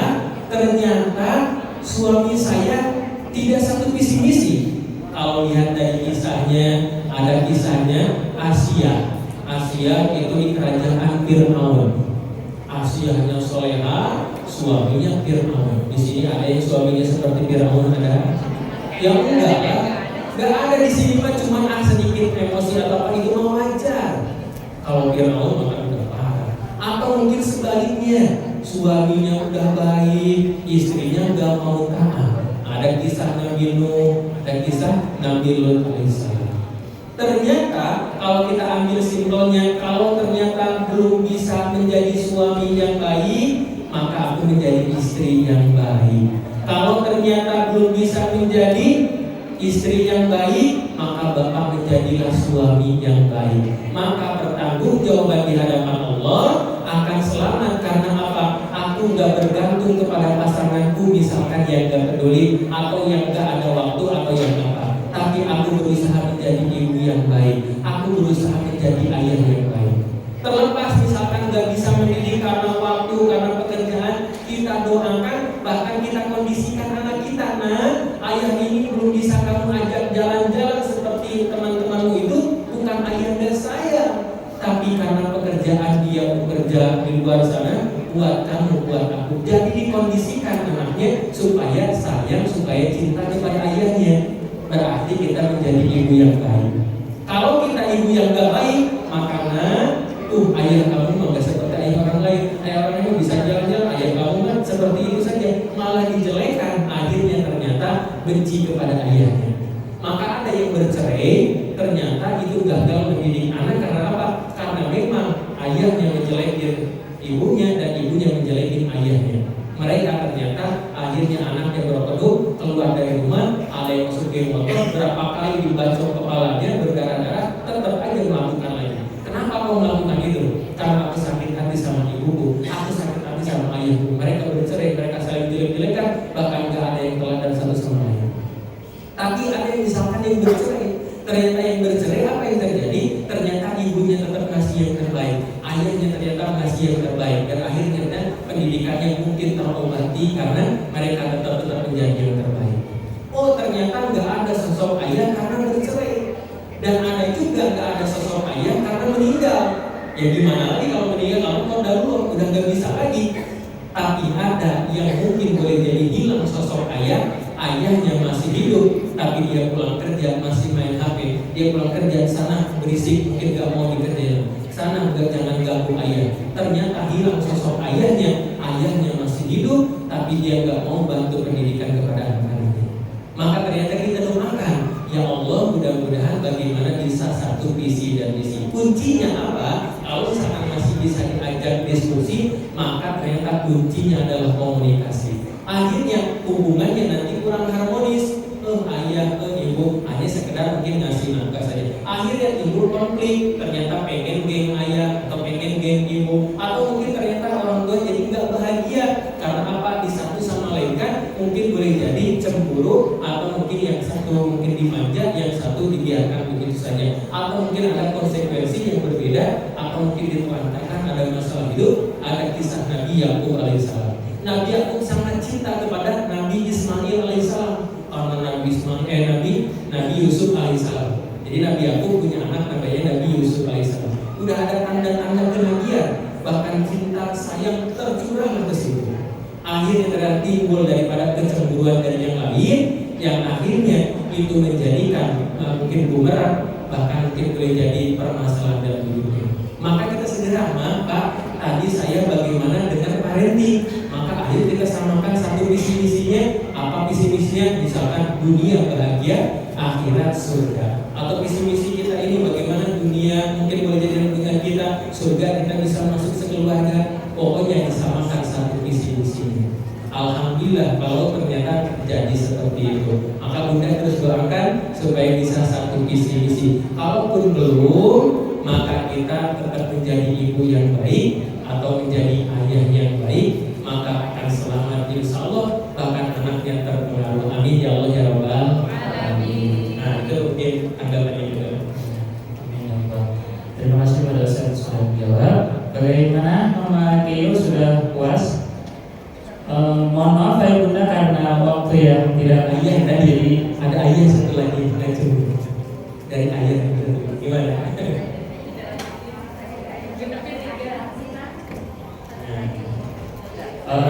mohon maaf kami dari panitia sudah memutuskan karena waktu sudah ini terbatas ya. Mohon maaf ya mungkin di lain kesempatan nanti bisa. Langsung aja ya. Oke. Baiklah kepada yang tadi bertanya, Mama Cibi, Mama Maki, boleh maju ke depan. Ada ayah yang mau bertanya tadi. Iya. Oh, dikasih kesempatan akan dengerin dulu. Akan dengerin dulu, selesai akan ayah dikasih. Ini hari ayah.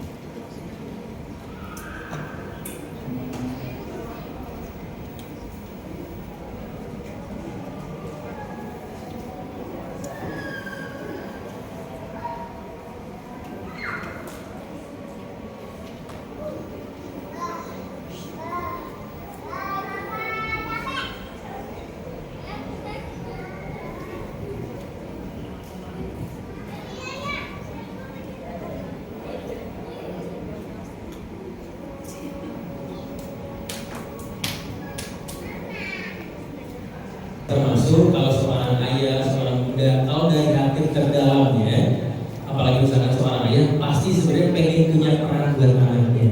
Misalkan terlepaslah, misalkan saya ini kerjanya di sana lah, atau waktu lah, atau capek. Sebenarnya dari hati terdalamnya, apalagi seorang ibu, fitrahnya sebenarnya mendidik. Dan ayah pun di situ pun ada sebenarnya fitrahnya, tuh pengen gitu kan ya, kalau bisa waktu bersama, mungkin bisa bersama-sama dengan anak kita. Cuma keadaannya seperti apa? Nah ternyata di sini misalkan tadi poinnya yang diambil adalah pengen ngajarin sholat. Dan di situ ternyata ada yang mungkin sedikit kekhawatiran ketika misalkan berangkat, gimana anak misalkan ke sholat seperti mungkin Pak ya. Nah di sini sebenarnya ada tipsnya supaya anak rajin sholat ke masjid. Nah yang pertama tentu teladan dari ayahnya. Alhamdulillah ayah sudah menjadi teladan, bahkan ketika pulang ternyata dibawalah ke masjid. Akhirnya ternyata itu anak mengenal masjid, bagaimana mungkin tahu tata cara bagaimana di masjid. Nah pertanyaannya gimana ketika sudah berangkat, ini anak misalkan jadi nggak mau. Nah sebenarnya harus dicari dulu sebabnya kenapa nggak mau. Nah yang pasti sebenarnya kalaupun misalkan ayah sudah berangkat atau misalkan peran ayah nggak ada di rumah, gimana anak supaya bisa berangkat ke masjid? Nah sebenarnya ini kita bisa bagaimana peran ibu yang ada di rumah. Jadi kalau misalkan peran ayah nih, ayah ternyata nggak bisa antar ke masjid karena misalkan udah pergi bagaimana jauh bekerja, maka ternyata di situ peran ibu yang penting untuk bisa mendorong anaknya ke masjid. Gimana caranya? Tuh ada azan. Kalau sekarang kan kita ada bagaimana lagi mungkin pengajian ya, jadi masih ada bagaimana usul syar'i. Nah kalau misalkan ternyata di rumah lagi main HP atau lagi apa, nih ternyata udah kumandang azan. Meskipun ayah misalkan jauh, kamu harus sholat dulu. Jadi ibu perannya simpan HP-nya, suruh anak itu ke masjid. Apalagi kalau misalkan itu masjidnya dekat, misalkan masih satu kapling lah, masih satu klaster lah, jadi aman itu anak berangkat ke masjid sendirian. Jadi disuruh aja sama ibunya, suruh ke masjid gitu. Disuruh akhirnya anak itu ke masjid. Kalau misalkan anaknya masih kecil dan mungkin masih khawatir, maka sebenarnya mungkin kalau misalkan diizinkan oleh ayahnya dan mungkin aman, ibu pun bisa antar anak itu ke masjid. So, diajarin dulu ke masjid. So, sholat yang benar ya. Atau ada khusus buat perempuan, ibunya sholat di situ, kamu sholat di bagaimana di depan sana. Lama-kelamaan nanti tertanam dan cinta ke masjid. Jangankan kita belum nyuruh pun itu anak tuh udah azan mau ke masjid dulu ya, ternyata dia berangkat ke masjid. Akhirnya karena di masjid juga udah pernah sebelumnya 1 kali 2 kali punya teman-teman lah itu di masjid. Akhirnya ketika dia bagaimana asar atau maghrib disantar, ayo sholat ke masjid. Dia punya teman di masjid, mau sholat maghrib lah, sholat isya lah, sholat zuhur lah, sholat asar. Yang akhirnya nanti mungkin sholat yang dianggap berat oleh anak, kita bisa berangkat sholat subuh. Dia ketemuan sholat subuh sama teman-temannya. Jadi peran pertama yang paling penting adalah ayah. Lalu kalau ayah misalkan lagi gak bisa, maka peran berikutnya adalah ibu maju dorong motivasi anak supaya ke masjid. Lalu kalau gak bisa, akhirnya lingkungan teman-temannya harus bisa bagaimana mempengaruhi supaya rajin ke masjid. Jadi seperti itu mungkin ayah bisa tarbiyah istrinya, bisa ajarkan mungkin lingkungannya bahwa ajaklah ini anak ke masjid. Ayah titipkan ya, kalau misalkan ayah berangkat, anak ini harus ke masjid. Terlepas nanti bagaimana ritmenya, itu bisa ada. Ada yang anak ini kalau mau sholat dibangunkan. Ini ada punya anak 5 dibangunkan. Nah, sholatnya ini untuk melaksanakan sholat subuh. Akhirnya anak itu nggak mau sholat. Karena apa? Karena dianggap mungkin boleh jadi membangunkannya biasa saja. Tapi akhirnya dibentaklah atau dipakai nada tinggi, baru mau sholat ini anak. Oh caranya seperti ini. Ternyata pakai nada tinggi. Tapi kita latihan nanti ada nada tinggi tidak dengan marah. Karena apa? Kalau misalkan ada polisi atau TNI, dia menyiapkan pasukannya siap gerak, hormat gerak, tidak marah. Meskipun nadanya tinggi, karena itu beda urusan tadi. Maka itu juga penting belajar. Ternyata nadanya tinggi tapi tidak marah. Bisa nggak kira-kira Bu? Insya Allah gitu ya. Nah, tapi kalau kesel gitu kan ya, akhirnya keras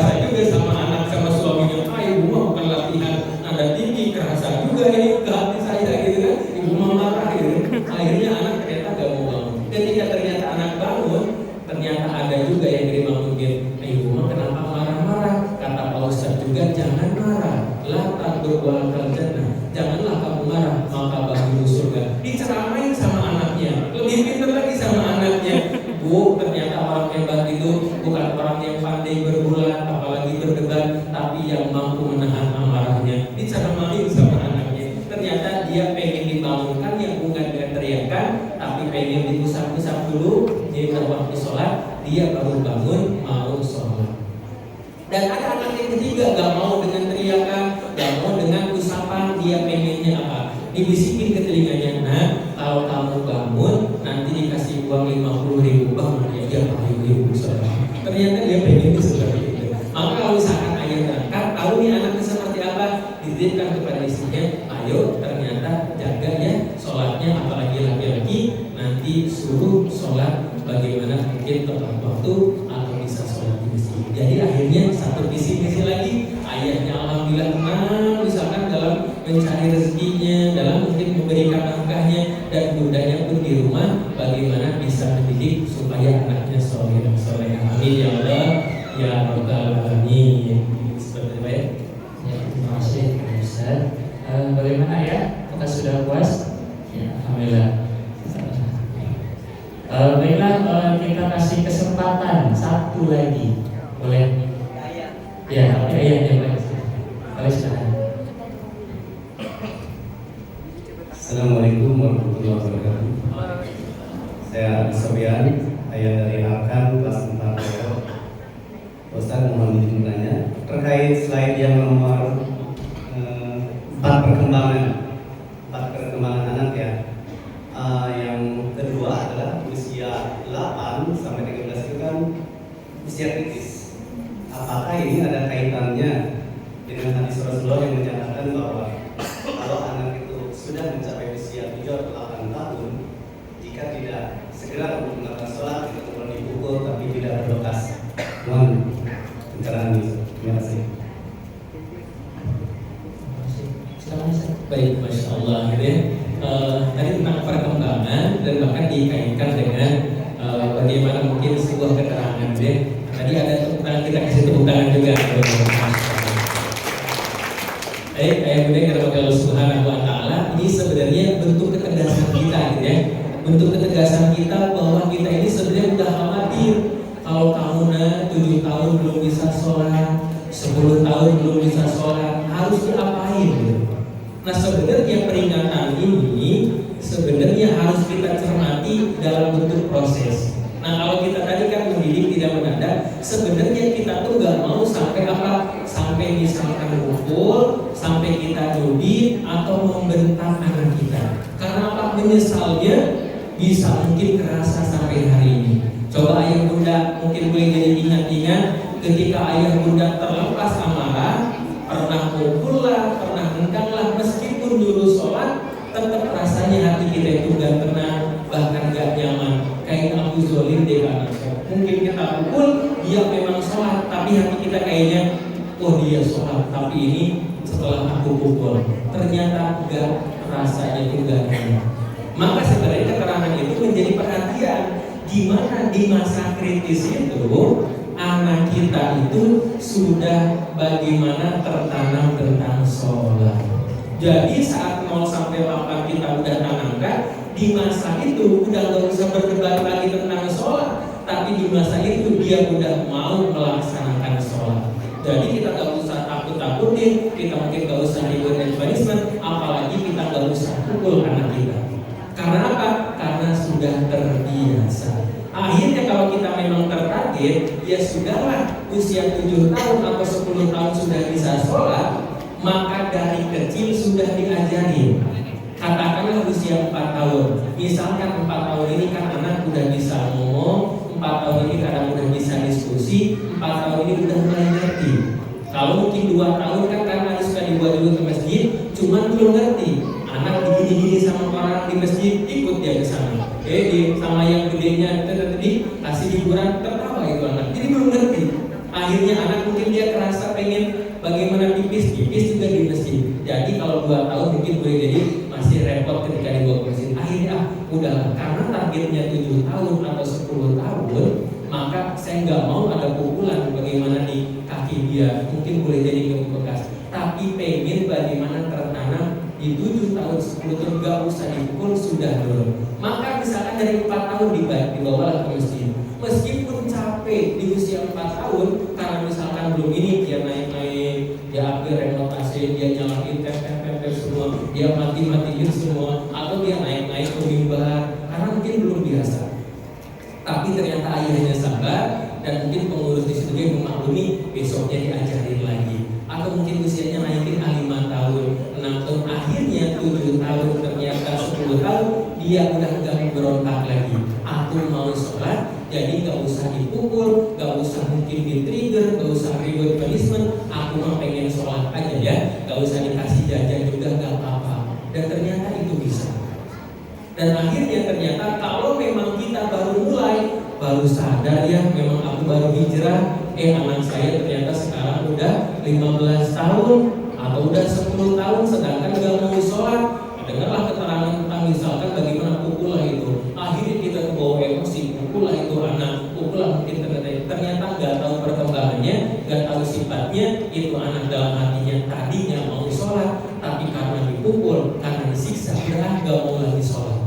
Apalagi zaman sekarang, dia bandingkan dengan teman-temannya. Apalagi zaman sekarang, zaman media sosial, diviralkan ketika kita pukul. Apalagi gurunya, diviralkan kamu sholat, tuh yang lain sholat, diviralkan. Akhirnya ternyata metode itu menjadikan metode yang kurang efektif lagi.